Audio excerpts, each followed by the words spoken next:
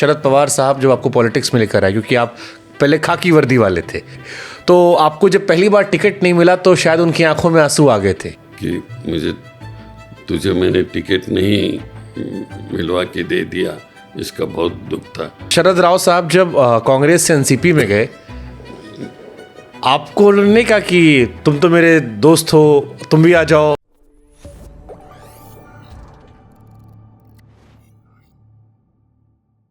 शरद जी आपको बहुत प्यार करते थे। वो उन्होंने पॉलिटिक्स में लाया था और वो मुझे प्यार करते हैं। तो अभी भी आप लोग फोन पे बात करते रहते हो रोज? हाँ, हमेशा करते हैं। मैंने किस्सा सुना सर कि मैंने बताया एक, अभी मेरा वीडियो वायरल हो रहा है यूट्यूब पे, देखा मैंने। नहीं, वो अक्लूज में जहाँ मेरे कलीग मोहिते पाटिल जी, विजय सिंह मोहिते पाटिल जी मेरे डिप्टी चीफ मिनिस्टर थे, तो उनके वहाँ मेरा एक सत्कार हो गया था 84 ईयर के बारे में। तो वही मैंने बता था ये शरद चंद्र जी के बारे में कि यशवंतराव जी चौहान, उन्होंने महाराष्ट्र को इतना बड़ा बनाया और वो यशवंतराव जी के शिष्य है, डिसाइपल है शरद राव। तो उन्होंने वही दिशा ले ली और महाराष्ट्र को सर्वधर्म समभाव की भूमिका उन्होंने बताई।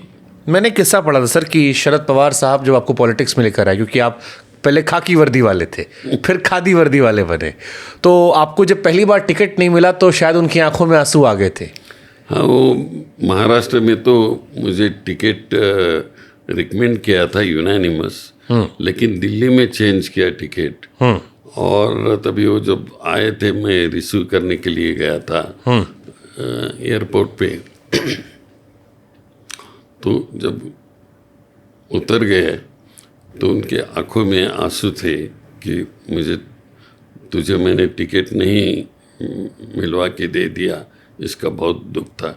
तो मैंने बोला था, शरद राव जी आप इसका विचार मत करिए, मैं तो बचपन से रास्ते में स्ट्रीट बिल्डर बोल के काम किया हूँ, तो मेरे ये तो चैलेंज स्वीकारना मेरा काम है, मिल जाएगा, अभी इसमें क्या है, बोला। ऐसा बोल के हम चले आए। तो शरद राव साहब जब कांग्रेस से एनसीपी में गए, आपको उन्होंने कहा कि तुम तो मेरे दोस्त हो, तुम भी आ जाओ, या आपने नहीं उनसे कहा कि मैं भी आना चाहता हूँ आपके साथ? क्योंकि कांग्रेस वाली एनसीपी में सब गए थे, वो तो काफ़ी टफ रहा होगा आपके लिए। वो दिन तो हम तो मंत्रिपरिषद के बैठक में थे, तभी भी बोला नहीं। उसके पहले जब उन्होंने एनसीपी फॉर्म की, उसी वक्त भी उन्होंने कभी मुझे पूछा नहीं कि तुम इधर आओ।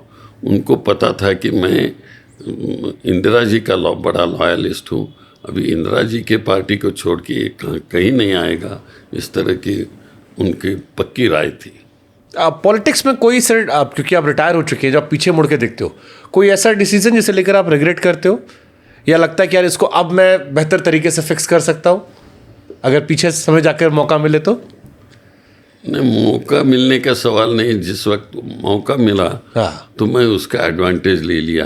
तो विशेष था जब मुख्यमंत्री बना, तो मेरे दिल में जो था कि ये सरकार का जो पैसा है वो सरकार का होता है, कोई विशिष्ट एक जाति जमात के लिए नहीं, तो इसका ज़्यादा फायदा मागास वर्गीय लोगों को मिलना चाहिए बोल के मैंने ये बजट सब, ये सबसे गरीब से गरीब महाराष्ट्र में है, जैसे पोतराज है,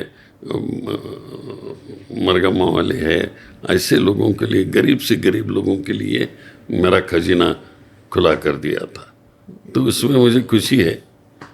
सुपर। मैंने आपके बारे में सर पढ़ा, किताब में भी जिक्र है कि जब आप छोटे थे तो कई बार आपको दलित होने का एहसास कराया गया। किस्सा मैंने कहीं पढ़ा था कि आप कहीं नहाने चले गए थे किसी पॉन्ड में, फिर वहाँ पर काफ़ी हंगामा हुआ, खाने को लेकर था कि बर्तन का, क्योंकि अभी कई लोग कहते हैं कि भेदभाव नहीं है, बट आप उस कम्युनिटी से निकल कर देश के टॉप पोस्ट तक गए हो, आपने वो फील किया था, और अब तब से लेकर अब तक दलितों की स्थिति बेहतर हुई है या वैसी ही है? नहीं जी, बहुत बेहतर हो गई है। तभी वो ज़माना आज 70 साल के पूर्व पहला ज़माना है कि तभी तो ये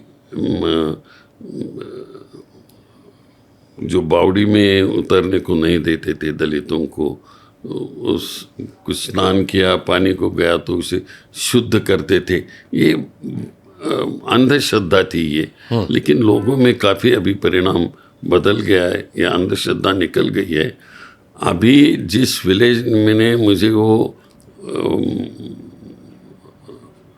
बावड़ी में तालाब में उतरने को नहीं दिया था और पानी शुद्ध किया था, उसी विलेज ने मुझे इतने बड़े तादाद से चुन के दिया है और वोटिंग किया है लोगों ने मुझे। जब मैं चीफ मिनिस्टर बन के गया तो वही 2 बार उन्होंने मुझे वोटिंग अच्छा किया। तो ये आज वो बात नहीं रही है, आज तो सब इकट्ठा हो गए।